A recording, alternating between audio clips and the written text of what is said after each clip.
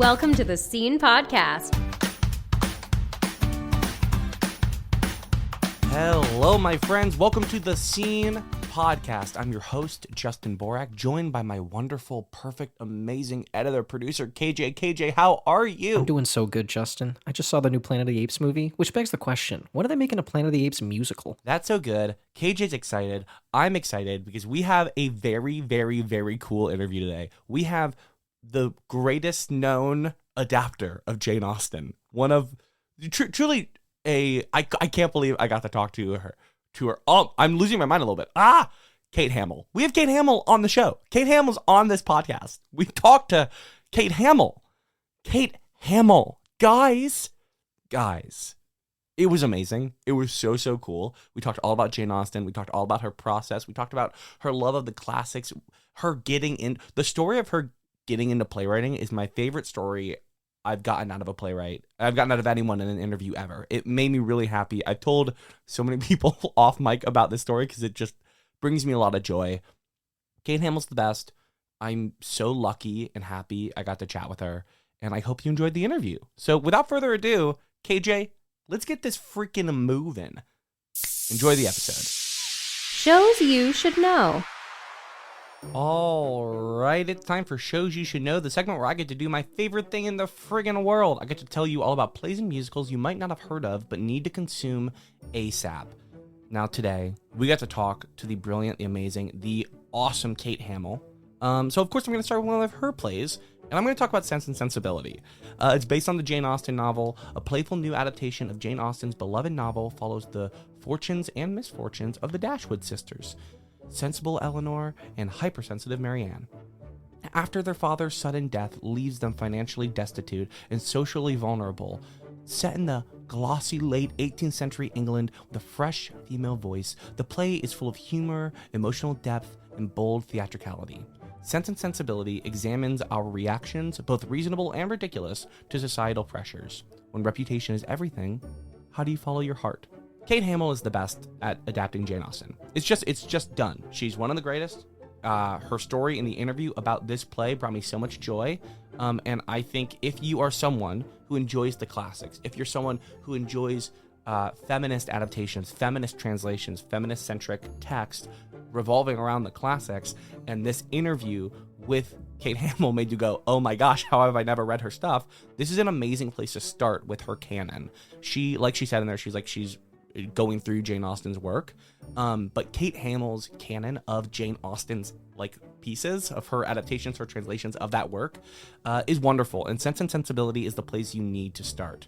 Also, I'm pretty sure my sister lighting designed this at shout out UNLV this past year, and she said she had an amazing time. So if you're a lighting designer and you want to do some Jane Austen work, Sense and Sensibility, freaking boom, dude.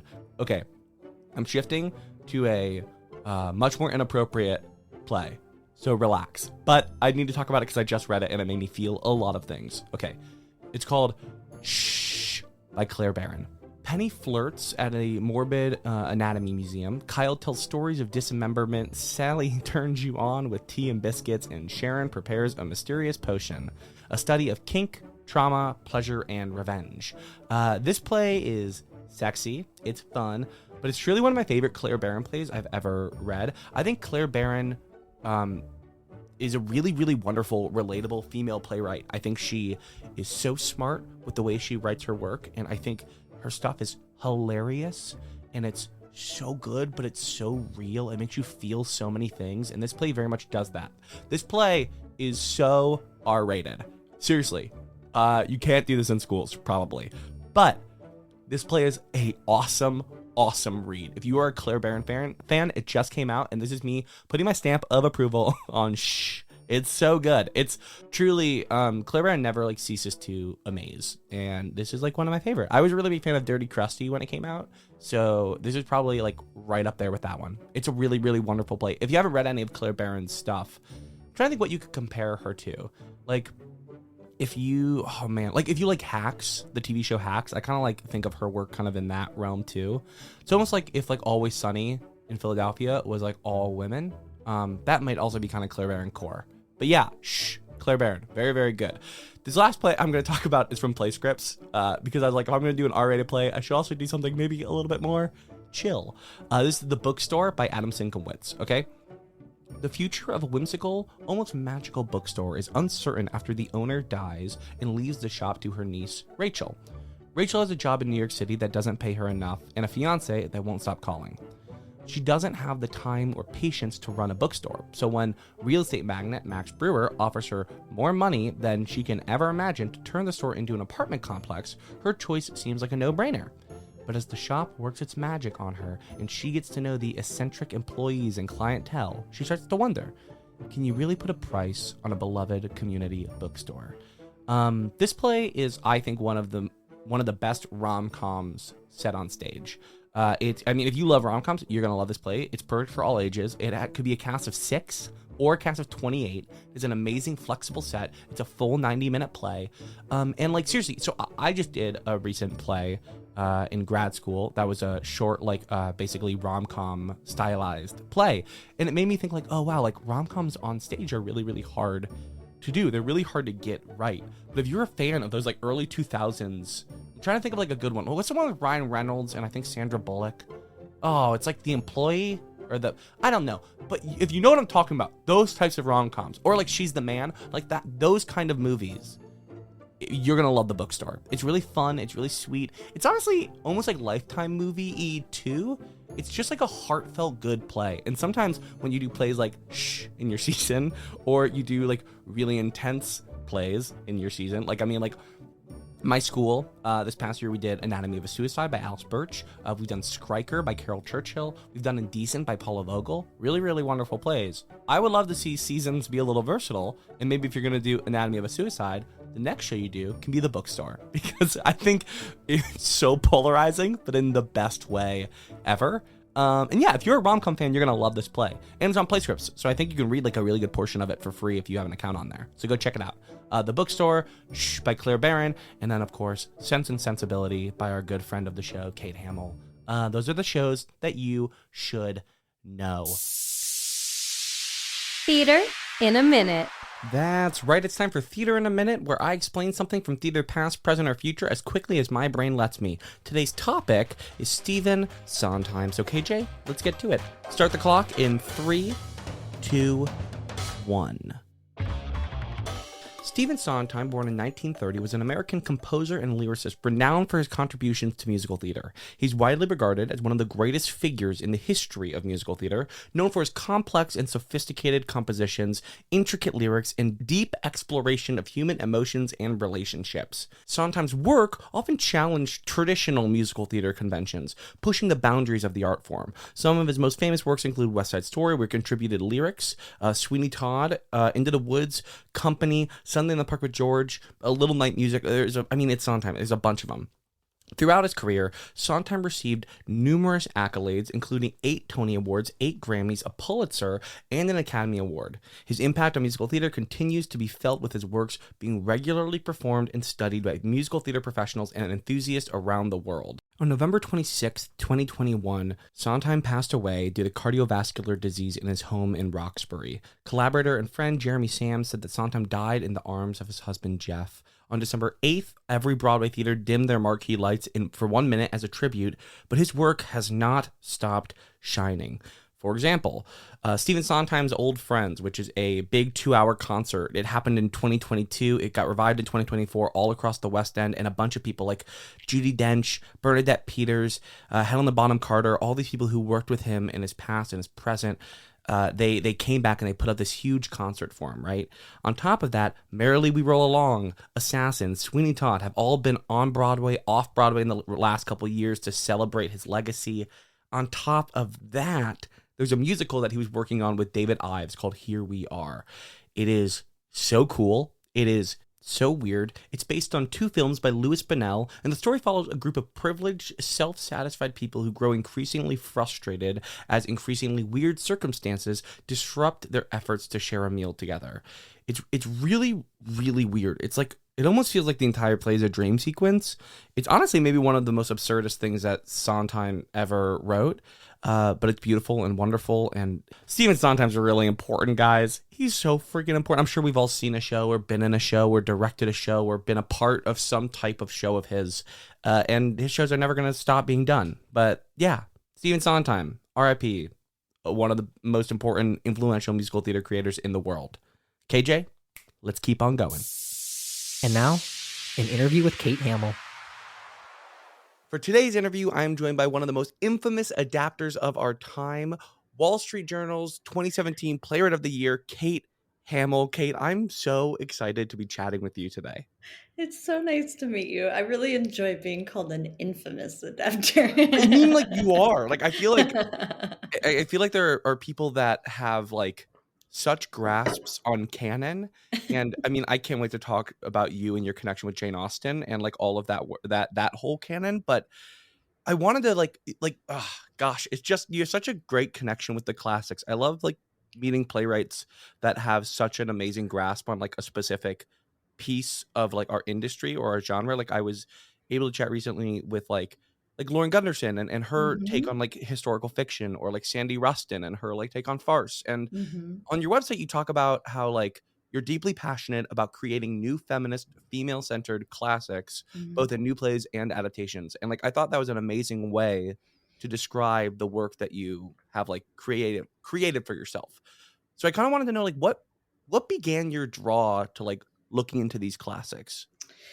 Well, there's sort of a longer version and a shorter version of that story. The longer version is even before I started out in theater. A core part of my identity is as a feminist human. I was the only 11-year-old with a subscription to Ms. Magazine. And, I started out in this business as just an actor, and not to say just an actor, I still am an actor, but I, like many people who go to theater school, when I went to theater school, I would say the gender breakdown was more or less equal, if not slightly weighted towards non-male artists. In fact, probably 3/4. And by the time I graduated and I started working as an actor, I was working for a couple of years and I was doing fine, but I was very frustrated because I felt like there just weren't opportunities for people who did not identify as men. Certainly not in the same, there was a dearth of opportunities and also a dearth of quality opportunities. So you spend a lot of your time auditioning at that point for wife or girlfriend or prostitute. There's some great roles for wives and girlfriends and prostitutes, but it is very like tertiary to the hero's journey or the heroine's journey. And so I was very frustrated by that as a feminist, and also frustrated because people I knew who I had gone to school with were dropping out of the business because they just weren't getting the opportunities. And I've always been interested in the classics. I regard them as cultural touchstones. So they actually teach us a lot about each other and ourselves. They're really powerful keystones. That's why we teach them in our schools, but also they're powerful common language for all of us. And so I thought I really want there to be new feminist classics in the world, and new ways to like think about who our protagonists are and what a hero's journey or heroine's journey is.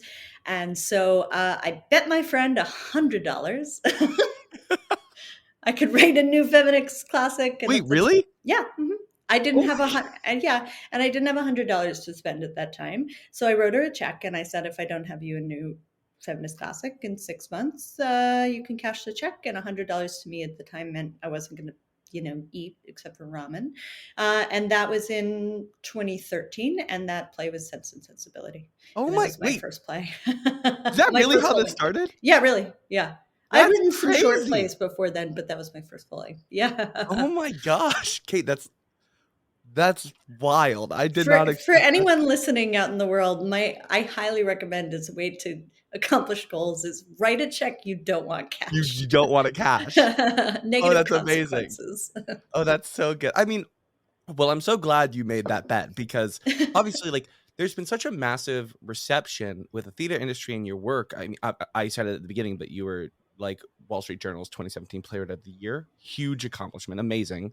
And you're Thanks. constantly being mentioned in the like most produced playwrights of like of the year list. Like so many people are so receptive to your classics or to your work with the classics. I mean, your work in general, but especially with the classics.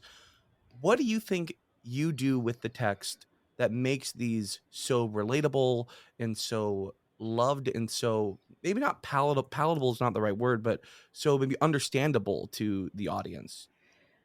Um, I feel like if you happen to fall into a place where a lot of people are responding, it's because you happen to um, be trying to fill a need in yourself that a lot of other people are also feeling the void of. So I've Mhm, just been lucky is a fair amount of that answer. But I knew that when I started, I knew that I wanted to make things that were irreverent, that stood apart from the classic in question. So mhm, I was not interested in making something that was sort of a carbon copy, no copy and paste jobs. Like I wanted something that was surprising, that really answered why now, that was in conversation with the original, but which was not some very dramaturgically rigid thing, and that you could have access to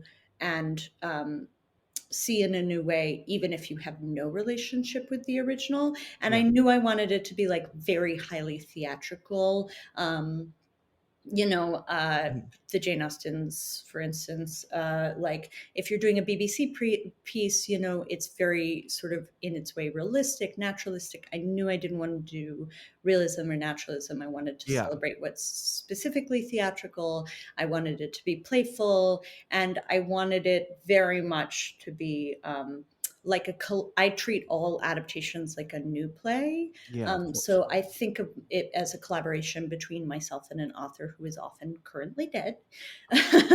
And Nathaniel Hawthorne is dead, but he Mhm, and I are quasi collaborating. And I have to bring like a very strong perspective of my own to be in conversation with the original yeah, story. And thus, these are new pieces with often a quite different viewpoint than sometimes the original. And yeah, so I felt like there was a hunger out there for irreverent stuff for sure, but I also felt like, much like me, lots of people had a loving relationship with classic stories, but wanted them to be more accessible, yeah, and not by dumbing down by any means, but by being more inclusive. So that absolutely. is why I've been Yeah, I mean, I think the accessibility of your work, and I want to talk more about your obvious connection with Jane Austen. I mean, Sense and Sensibility, Pride and Prejudice, some of like the best.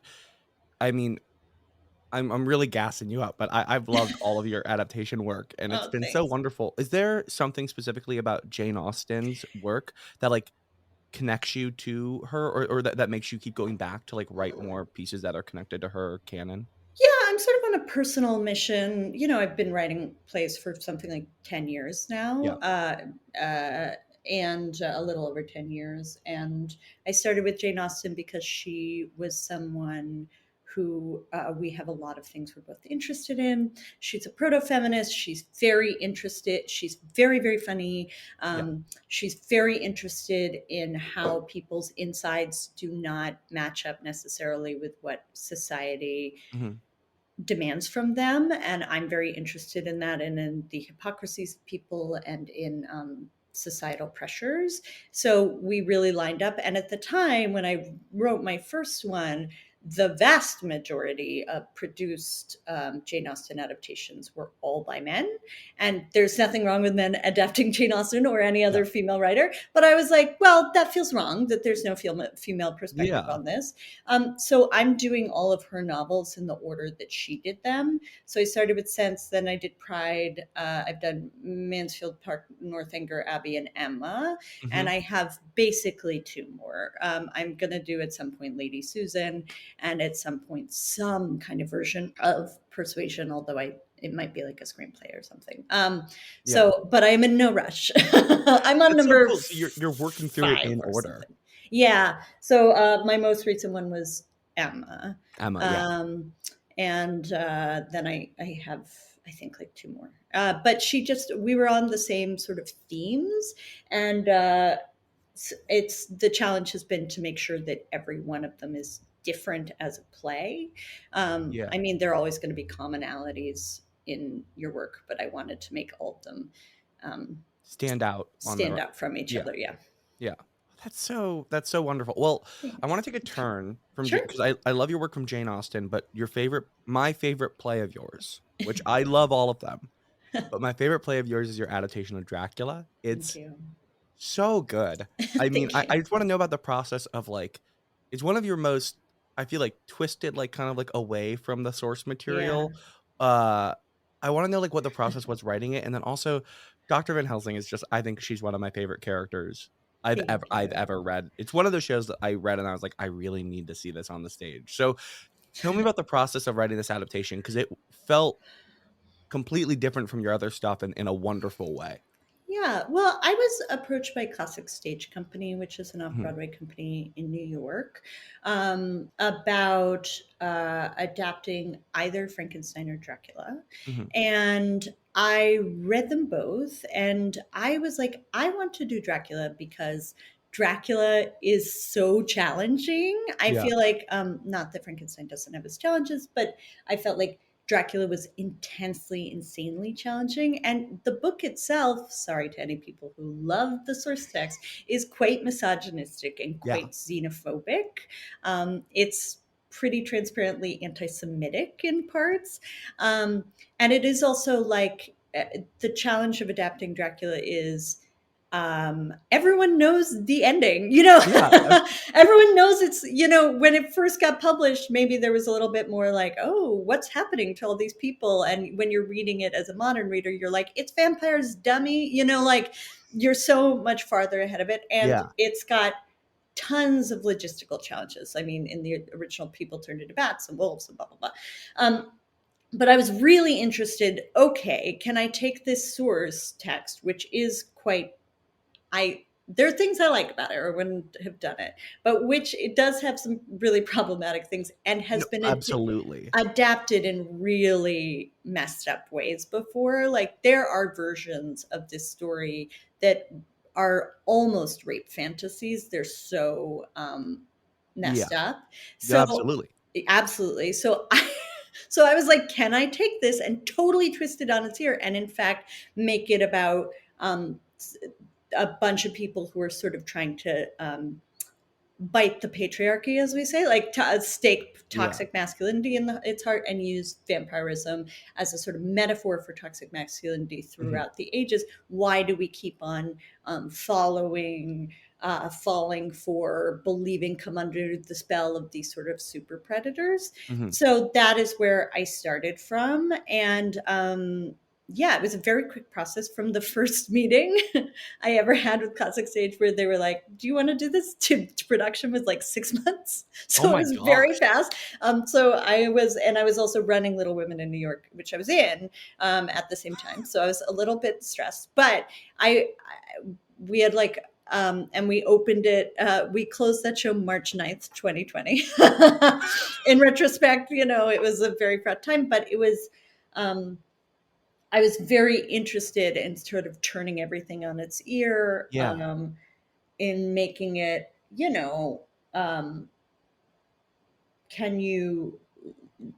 how can you tell the difference between someone who's a predator or an abuser and just sort of a normal person?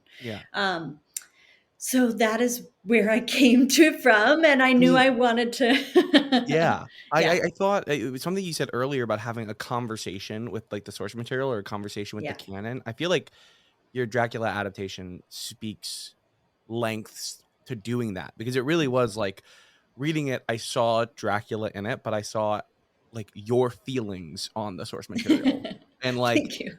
Yeah, it was really, really cool to like see that really, really big, like turning on its head and like saying, like looking for the politic within it.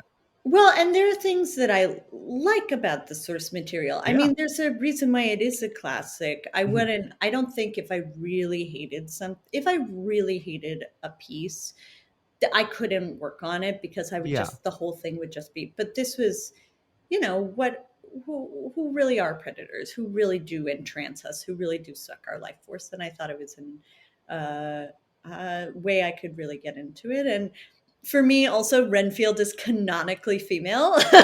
They're Yeah. like, Renfield makes way more sense as a woman. No, 1,000%. Dr. Van Helsing makes way more sense as a woman. Like, so that Yeah. is where I came from with it. Well, it was wonderful. I want to ask Thank a you. question now for the playwrights that are going to be listening, because Sure. this is something that I think about all the time, and I'm sure a lot of people do. So many playwrights I feel like are kind of scared or nervous about adapting because there's this weird gray area and this balance of like you want to adapt things that you love and you don't want to disrespect it, but you want to make it Sure. your own. Yeah. Being, as I said in the beginning, one of the most infamous adapters of our truly so wonderful. What would be your advice to someone thinking about adapting a work? Is there anything like you think about before specifically like creating an adaptation or looking into a new piece of source material? Like Mhm. what would be your advice? I mean, I would say just jump in and bring yourself to it. What does it activate in you? Because whatever it activates in you is going to be the most interesting for an audience. Don't worry about the audience perception of Mhm. whether or not you're desecrating the source material, because maybe you are. I mean, these things are not supposed to be. We're theater artists. We're not supposed to make paintings that hang up in a museum, and once they're painted and the viewer is not active. We are people who are making things that are responsive. Yeah. So bring yourself to it and just don't worry about it. I mean, if you're going to make something that's so dramaturgically rigid that basically it's exactly the source material duplicated, there's kind of no point. We want to see you in it and your Yeah. taste in it. And I mean, obviously, obviously that is where I land on it, which is why mine are sort of like cheerful desecrations sometimes. But because I feel strongly that there's not really a point in doing it Yeah. otherwise. Cheerful desecration is such a Cheerful. great way to put it. I love Thank that. you. Yeah, and I think you just have to follow sort of your own compass on it and not worry about it. People are going to have opinions. I feel like if you love a thing, ask yourself what it is you love and bring that out. And if you hate a thing, fight that in the thing. Yeah. It's all doable. I feel sometimes we can get so bound up as playwrights in like sort of what the right thing or the wrong thing to do is, and the answer is actually you should do what you want, because trying to follow someone else's rules is not going to work very well.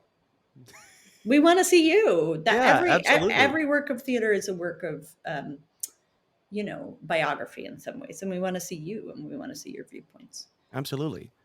Okay, I want to, because I usually end every interview by trying to get a little bit of tea or a little bit of like Oh, or a little bit of something. And I know you amazing. told me beforehand that you have a new play coming out this summer, The Light Yes. in the Dark. Yes. So give me the lowdown. What is this play about? Where's it going up? What is it? I have a play that is coming out this summer at Chautauqua Theater Company, and then it is going someplace else that I can't talk about yet, but it is going someplace else, Cool.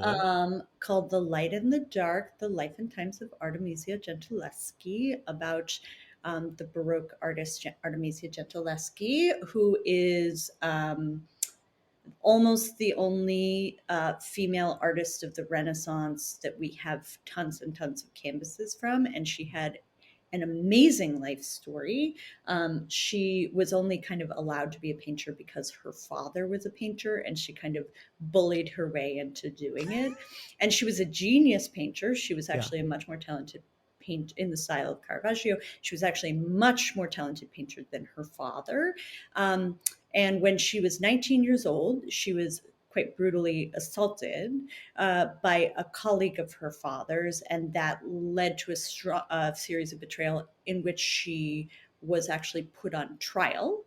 Uh, and I won't give more away, but she ended up out of that experience painting these amazing canvases full of Yeah. essentially female rage, include and sort of transcended that trauma. So this is a play about her life, That's and it's amazing. brand new. And Jade King Carroll is directing it. Oh my gosh, that's so exciting. Yeah, I'm interested in, another new play of mine that came out just recently is this play, The Little Fellow, that went up at Signet Theater, who's about someone named Harriet Wilson, who was a famous 19th century courtesan in Regency England who blackmailed all of her famous clients and published her memoirs. And I'm quite interested in these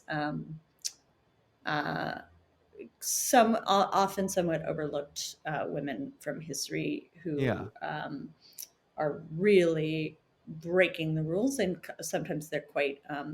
That is not to say they're like perfect hashtag girl bosses, like No, yeah. Harriet Wilson was, abused as well as abused. Artemisia Gentileschi had her things too, but like was sort of, as most great artists are, Artemisia Gentileschi also had sort of a delightful ego on her, but I'm very interested in these women. And so the next one's Artemisia. That's so exciting. Oh gosh. Yeah. Well, The Light in the Dark. that sounds amazing. I hope Thanks. to read it. I cannot wait. I hope I get to see it. Thank you Thank you. so much for chatting with me, Kate. This was awesome. Thank you so much. It was such a pleasure. And that's our show. Thank you guys so much for listening. Thank you so much to Kate Hamill. You are the best. You're so cool. I can't believe you talked to me. It was really, really amazing. It was so rad. The story of her writing Sense and Sensibility and making that $100 bet with money that she didn't have, it's very inspiring and cool. It was so dope to talk to you. Thank you so much. Go read all of Kate Hamill stuff. Go produce Kate Hamill stuff. So amazing. I still am in shock, and I'm recording this weeks after our interview. But thank you so much to the Scene team, the team over at the Scene, Leah, KJ, Zach. You guys are the best. I love you guys. Follow us, the Scene_news on Instagram, and then follow me on Instagram at Justin Borak. I cannot wait for next week. We have another amazing interview for you, and yeah, I'm gonna end this episode the way I end every episode. And Scene. I'll see you guys next time. Bye. The Scene podcast is made possible by our host, Justin Borak, our co-producers, Leah Barker and KJ Lampar, and our executive producer, Zach Dulli. Don't forget to follow the show wherever you get your podcasts to stay up to date with our latest theater antics and exclusive interviews. Thanks again for listening, and we'll see you again next time.